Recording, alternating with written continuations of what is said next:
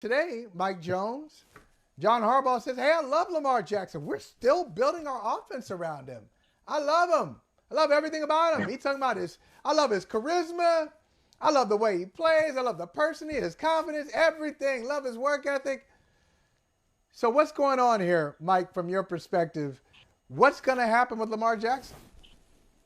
Well, I think, first off, the timing. Lamar has some intel, somebody who's advising him who knew the exact schedule of the coaches because John Harbaugh was sitting down in his chair when that tweet came out, when he took that grenade and tossed it there. But I think we saw the frustration of Lamar because there has been no progress in the talks. And there has been no progress as far as teams reaching out and trying to see what it would take to acquire him. And so I think that's why Lamar, up until this point, has been very quiet, has not said anything. Then we saw a couple tweets a few weeks ago, saying what they had offered him. And then we see this here. We see that this is a very frustrated young man. But yes, John Harbaugh, he's trying his best to be the good cop here and continue to preserve the relationship because he knows there's a possibility that nobody steps forward and he's going to really need this guy to not sit out a year, but to come and play so they have a chance to be competitive. And so that's why he was like, hey, it needs to be said. Lamar is doing a great job in negotiating and we believe in him and all that because he knows he's got to preserve this relationship. Yeah, Mike. Michael and I were talking about this in the first segment, and he thinks this is the end for the Ravens and Lamar. But I think there's still a chance to potentially salvage this working relationship. Where do you fall on that? I'm torn. It does not look good right now. There, with this frustration bubbling over, but John Harbaugh continued to say, hey, look, this is a monetary issue. It can work itself out. If they do wind up saying, hey, Lamar, okay, we'll give you this. Here's the concessions and the compromises that we need to each make, then maybe so. But the only reason that gives me a feeling of, he's going to be back there is the fact that we still have not heard anything. These teams have known ever since they put the franchise tag, the non-exclusive franchise tag, all these teams have known that they could negotiate and facilitate a trade.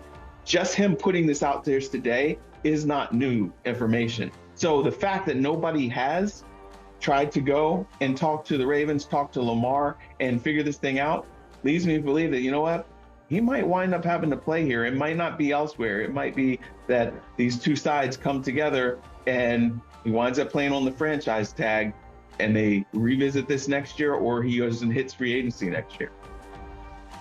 I'm trying to think, Mike and Natalie, trying to think of the first NFL game I covered, even, going back to my internship. So I'm going to say the first one was like 1989 or 1990, a long time ago, like over 30 years ago. And I say that because all these years, I think I've underestimated the machine, the shield, and how resolute that shield can be when all of the people who represent it want the same thing. When the owners want the same thing, they could be a united front. I'm just shocked, and I shouldn't be, Mike. I'm just shocked that all these quarterback needy teams, they still are there, are looking at a sure thing like Lamar Jackson. Yes, it's expensive. I know. Stop with the excuses. I know it's expensive. I know it's going to cost you at least, for some teams, one really good draft pick and another draft pick that, if you got Lamar Jackson, it might be in the 20s or 30s. But I'm just shocked that nobody has reached out and said, okay, we're going to do it. Why not? Because like you said, all of these owners, they want the same thing, and that's to rein back in these contracts. Because they know if Lamar gets a mega deal, then Joe Burrow is going to top that, and Justin Herbert's going to try to top that, and Jalen Hurts is going to try to top that. So that's why they're like, hey, we need the Deshaun Watson deal to be an outlier and to hold on to these things and this control because it's bad for business. And that's why there's nobody that is, that has been desperate enough to be like, hey, here's $200 million guaranteed. Oh. And that's why we're still stuck right here. But are let the me just follow Ravens? this up. Natalie, I'm just going to say this, Natalie. Now I'm going to pass it to you. I read Peter King today. I read Football Morning in America today, and he's talking about Roger Goodell and at the age of 64, how he's about to get another 4-year contract extension, and how when Goodell took over, the average franchise value was around $850 million. And now we're talking about the Commanders trying to get $7 billion, and the Broncos going for $4.5 billion. It's a billion-dollar club. So if you're not going to give the money to Lamar Jackson, and this is what fans should be protesting about, if the money doesn't go to Lamar Jackson, where the hell is that money going?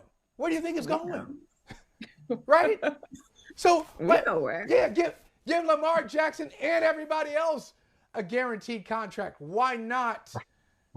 Otherwise, you're not getting the satisfaction from as a fan. It's going right back into the owner's pockets, Natalie. Agreed. But this is the part where I am perplexed, and it's by the Ravens, right? Fine. Those other teams, they're going to help to collude, right? That's what we all think it is. So, but the Ravens are hurting themselves by not resolving this. How far are they willing to go to hurt their own organization and team? Yeah, I agree with you, because what would this team have been the last 4.5 years without Lamar Jackson? You think John Harbaugh would still be the head coach? I mean, like, this team was really headed south with Joe Flacco before Lamar took over midway through his rookie season and made them relevant the last 4.5 years. They owe it to this young man. Yes, I know he's had some injuries. He's missed some practices. But, hey, you need to do a better job of supporting him with the proper equipped offensive line, better wide receivers, and then go from there. But you're selling out at your stadium because of that young man. Yeah. So, Yeah. I mean, Mike, I'm sorry. Go ahead.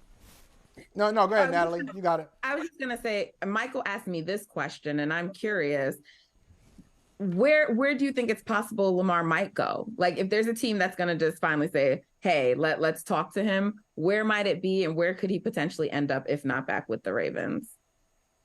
Well, we had a whole lot of denials, as soon as they put the franchise tag on them.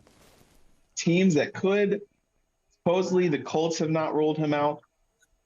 Would we be surprised to see maybe the Patriots, who definitely need an infusion?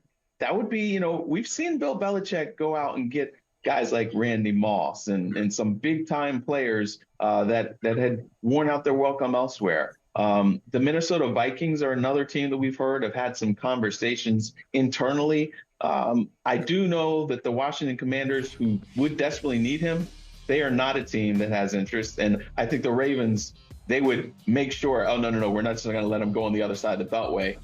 We'll work something out before seeing that there. But, it's a big question. But those are a few of the names that possibly, I'm not saying it's going to happen, but possibly could have some consideration. Okay. Hey, going in a different direction, Mike, am I crazy? Tell me I'm crazy. You can go ahead and say it, because I think you were crazy to sing Boys to Men on the air. So you can tell me I'm crazy on this one. I'm kind of feeling Todd Bowles, what he was saying about, life after Tom Brady. We got some good players still. We can win some games, and it's not as bad as you all think it is. You just were all focused on Brady because of his greatness and his goatness and what a nice guy he is. But we got something here. I'm kind of feeling him. What do you think? Well, I think that's what you have to, that's got to be his message to those guys in the locker room. He's got to make them believe. He's got to get them lining up and marching to the same beat as they move on from this new era. Because yes, it is true. Tom Brady was great, but Tom Brady was not the reason why they weren't losing. They needed better play, better production out of those players, and they really need unity and belief as they, now rally around Baker Mayfield, who's, out for redemption, and all these guys have something to prove. So I think it's a really smart tactical move by Todd Bowles to use that as his message both for the public and for his team. Yeah, we see your background there. We know you're doing business there in Arizona, and you got people to see, and you got places to go. So we're gonna let you go. But before you go, I'm gonna tell you, I want to make a bet with you. I'll bet. No, you can't bet. You can't bet, right? You cover the league. You can't do this. All right. So you got integrity and morals and all that stuff that I used to have. I used to have, years ago. But I think, how about this? A friendly. I think Baker Mayfield is going to have a better year statistically than Deshaun Watson. Ducks. Hey, we'll see. He definitely has some talent he's working with. We'll see. I don't know. High pitched. Come on, We'll let's see. do it. Hey, thank you for watching Brother from Another. If you haven't hit that subscribe button, go ahead and do that now. Don't forget, you can catch us 3 to 4 weekdays on PeacockTV.com and on Sirius XM Channel 85.